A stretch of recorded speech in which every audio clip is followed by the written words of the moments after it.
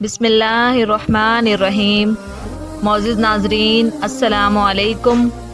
نبوت کے چھٹے برس کا ذکر ہے کہ ایک روز ہمارے نبی کریم صلی اللہ علیہ وسلم کوہ صفا پر بیٹھے ہوئے تھے۔ ابو جہل لعین وہاں پہنچ گیا۔ اس نے نبی کریم صلی اللہ علیہ وسلم کو پہلے گالیاں دیں، اور جب نبی صلی اللہ علیہ وسلم گالیاں سن کر چپ رہے تو اس نے ایک پتھر حضور صلی اللہ علیہ وسلم کے سر پر دے مارا، جس سے خون بہنے لگا۔ نبی کریم صلی اللہ علیہ وسلم کے چچا حضرت حمزہ رضی اللہ تعالیٰ عنہ کو خبر ہوئی۔ وہ ابھی مسلمان نہ ہوئے تھے۔ قرابت کے جوش میں ابو جہل کے پاس پہنچے اور اس کے سر پر اس زور سے کمان ماری کہ وہ زخمی ہو گیا۔ حمزہ رضی اللہ تعالیٰ عنہ پھر نبی صلی اللہ علیہ وسلم کے پاس گئے اور کہا، بھتیجے تم یہ سن کر خوش ہوگے کہ میں نے ابو جہل سے تمہارا بدلہ لے لیا۔ نبی کریم صلی اللہ علیہ وسلم نے فرمایا، چچا جان میں ایسی باتوں سے خوش نہیں ہوا کرتا، ہاں اگر آپ مسلمان ہو جائیں تو مجھے بڑی خوشی ہوگی۔ حضرت حمزہ رضی اللہ تعالیٰ عنہ اسی وقت مسلمان ہو گئے۔ پھر جنگ احد میں بڑی بہادری سے حصہ لیا۔ 7 شوال 3 ہجری معرکہ احد ختم ہوا تو میدان جنگ ایک دلدوز منظر پیش کر رہا تھا۔ رحمت عالم صلی اللہ علیہ وسلم کے 70 جانثاروں کی خون آغوش لاشیں دور دور تک بکھری پڑی تھی۔ مشرکین کفار نے اپنے جوش انتقام کا مظاہرہ یوں کیا تھا کہ تقریباً سبھی شہیدان حق کی لاشوں کی بے حرمتی کر ڈالی تھی۔ ان کے کان، ناک اور ہونٹ کاٹ کر پھینک دیے تھے یا ہار بنا کر گلے میں ڈال لیے تھے۔ سرور دو عالم صلی اللہ علیہ وسلم خود بھی لڑائی میں سخت زخمی ہوئے تھے، لیکن آپ علیہ السلام کو اپنے زخموں کی کوئی پرواہ نہ تھی۔ البتہ اپنے اس قدر جانثاروں کے بچھڑنے کا شدید صدمہ تھا۔ لڑائی کے بعد حضور اکرم صلی اللہ علیہ وسلم میدان جنگ کے جائزے کے لیے نکلے تو چشمہائے مبارک سے آنسو رواں تھے اور روح انور پر شدید حزن و ملال کے آثار تھے۔ گشت کرتے ہوئے آپ علیہ السلام ایک لاش کے قریب آ کر رک گئے۔ مشرکین نے اس شہید راہ خدا کی لاش کے ساتھ جو سلوک کیا تھا وہ انتہا درجے کی بہیمت اور قساوت قلبی کا آئینہ دار تھا۔ بدبختوں نے مقدس لاش کے نہ صرف ہونٹ، کان، ناک کاٹ لیے تھے بلکہ شکم کو بھی جگہ جگہ سے پھاڑ ڈالا تھا۔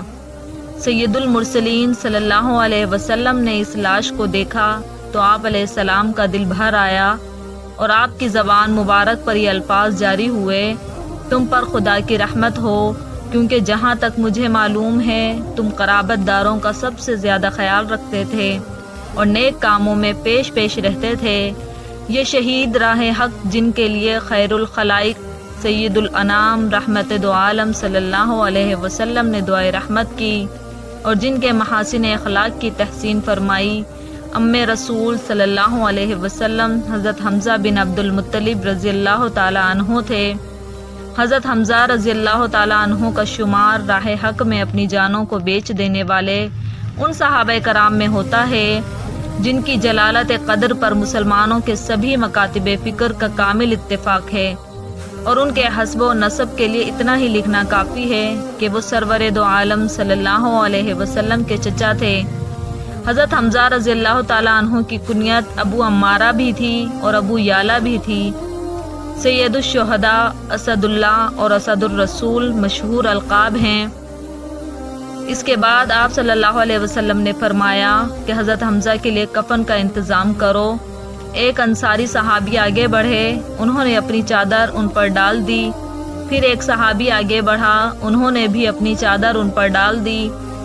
حضرت صلی اللہ علیہ وسلم نے حضرت جابر رضی اللہ تعالیٰ عنہ سے فرمایا، جابر ان میں سے ایک چادر تمہارے والد کے لیے اور دوسری چادر میرے چچا کے لیے ہوگی۔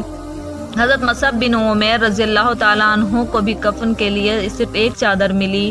وہ چادر اتنی چھوٹی تھی کہ سر ڈھانکتے تو پاؤں کھل جاتے اور پاؤں ڈھانکتے تو سر کھل جاتا تھا۔ آپ صلی اللہ علیہ وسلم نے ارشاد فرمایا، سر کو چادر سے ڈھانپ دو اور پیروں پر گھاس ڈال دو۔ مصعب بن عمیر رضی اللہ تعالیٰ عنہ وہ تھے جو اسلام لانے سے پہلے قیمتی لباس پہنتے تھے۔ ان کا لباس خوشبوؤں سے مہکا کرتا تھا۔ آج ان کی میت کے لیے پورا کفن بھی میسر نہیں تھا۔ باقی شہداء کو اس طرح کفن لپیٹ کر ایک ہی قبر میں دفن کیا گیا۔ پھر آپ صلی اللہ علیہ وسلم نے سب سے پہلے اپنے چچا حضرت حمزہ رضی اللہ تعالیٰ عنہ کا جنازہ پڑھایا۔ پھر باقی شہداء کی نماز جنازہ ایک ایک کر کے حضرت حمزہ رضی اللہ تعالیٰ عنہ کے سامنے رکھ دی جاتی اور ہر ایک کی نماز جنازہ حضرت حمزہ رضی اللہ تعالیٰ عنہ کی اقتداء میں پڑھی جاتی۔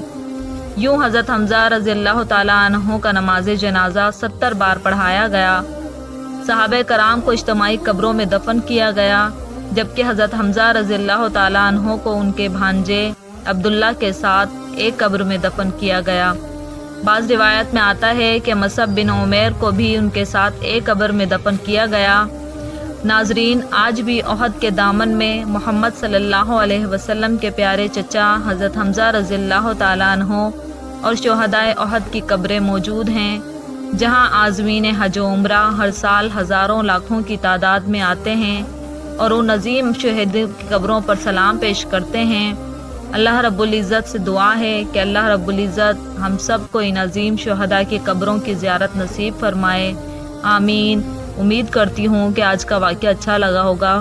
اگر واقعہ اچھا لگے تو میرے چینل کو لائک اور سبسکرائب کرنا مت بھولیے گا اور کمنٹ سیکشن میں اپنی رائے کا اظہار ضرور دیجیے۔ ملتے ہیں ایک اور ایمان افروز واقعے کے ساتھ، تب تک کے لیے اللہ حافظ۔